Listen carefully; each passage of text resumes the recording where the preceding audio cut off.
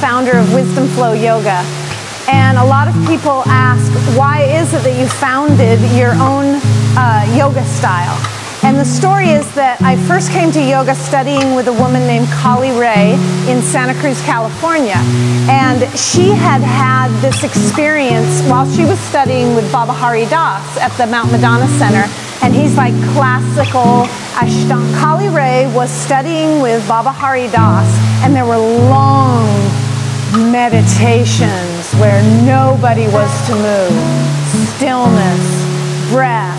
You're in pain, deal with it. And she was having this experience of Kriyavati, this like uncontrollable wave of energy coming through her as she was sitting and supposed to be still. And at a certain point, she said to herself, I can't fight this anymore. Something wants me to get up and move. And she finally surrendered to it. And in the middle of the silent meditation, she started letting these waves of energy move through her and doing these transitions between the poses and these sort of flowing dance moves. And Baba Hari Das kicked her out. But there were people who witnessed what her body was doing who were incredibly attracted to it. And it resonated with them. They're like, wow, there's something to that that really speaks to me, and they followed her. And that's how she began her own style of yoga, which is called tree yoga. And it was what I found when I grew up in Santa Cruz when I first came to the practice of yoga. And I loved it because it was playful, and it was feminine, and it was dance-like. But there were also long holds, and it was very strengthening.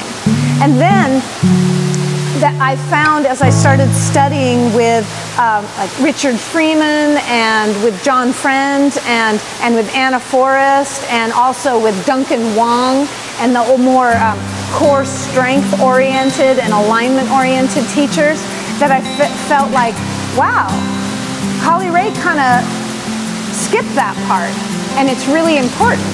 And there were certain things that, like handstand or a pain-free deep back bend, that I couldn't get to with the tree yoga style.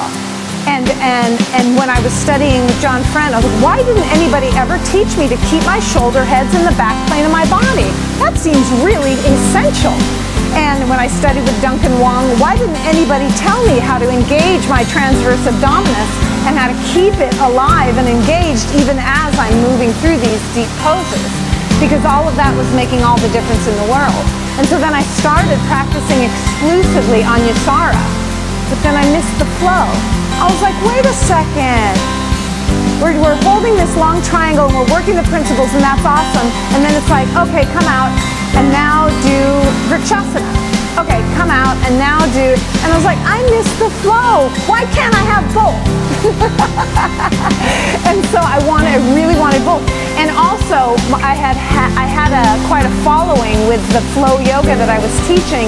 And when I announced to all my students that I was going to teach on Yasara, because I had started teacher trainings and immersions and moving in that direction, many of them came up to me and said, please don't lose the flow. Please don't. We love the flow, right?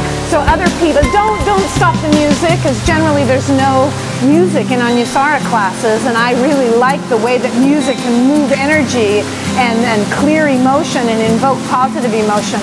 So I always had music in my classes. And so I got this feedback from my student body that they also loved the dance, they loved the music, they loved the flow. And so here I was, oh my God, I love the intelligence of this optimal alignment and the physical therapy of the Anusara alignments and the elegance of them and how they're really tied in with the sacred geometry of the body and that really intelligent way that spirit comes into the world of form and creates this intelligent order. I love that, but then, ooh, I love to play, right? And I love the music and the dance.